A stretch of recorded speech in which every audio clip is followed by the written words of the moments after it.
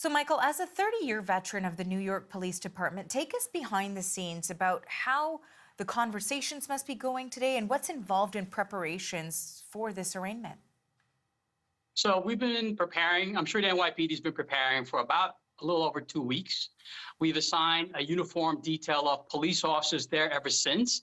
Today, of course, being the largest uniform presence, omnipresent of police officers. We have several hundred by Trump Towers. We also have a few hundred by the courthouse. You can see there we'll have strategic response groups. We'll have hostage negotiators.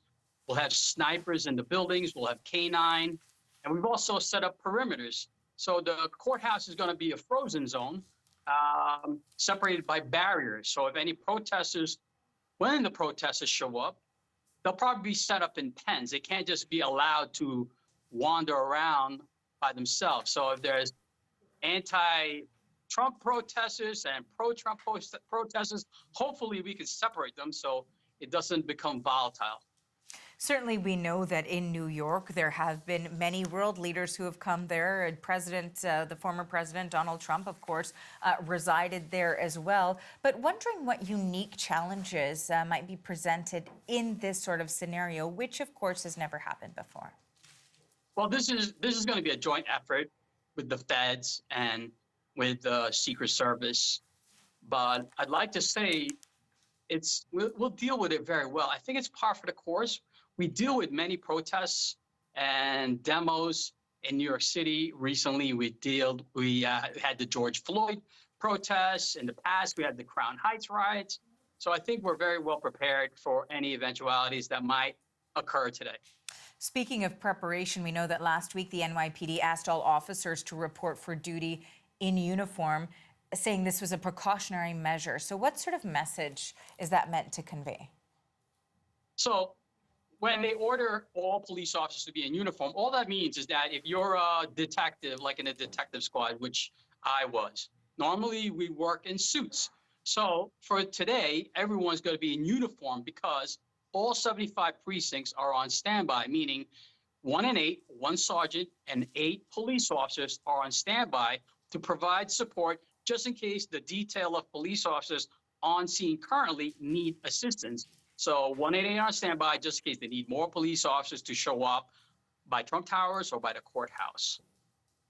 Now, Michael, Trump has warned of, and we're quoting him here, potential death and destruction if he is charged with a crime. How might that sort of language influence his supporters who've, of course, arrived in the city? Many of them have. Yeah, that might incite some of his followers. Hopefully they don't do anything silly, nothing criminal. And if they do, we have arrest teams on scene. Central booking is right there. We will remove them from the area, arrest them, prosecute them.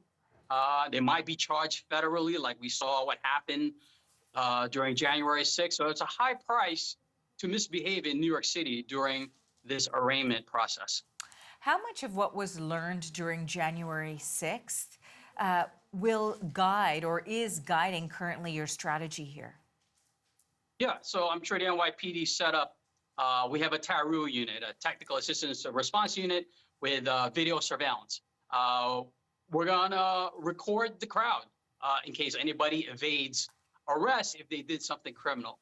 We're going to identify people in the pens. We're going to have undercovers. We're going to have plainclothes officers walking around with the people, right? So we can hear if they're planning something, so we can nip it in the bud.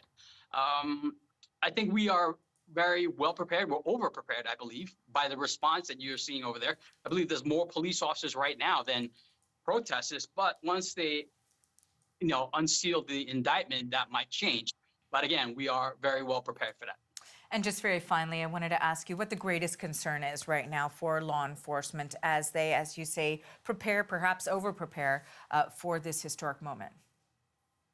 Our biggest concern is the safety of all citizens that are going down to the courthouse. For the New Yorkers, the protesters, we don't want anybody getting hurt. We want a peaceful protest, which is their right. And we just want to make it safe for everybody in the area.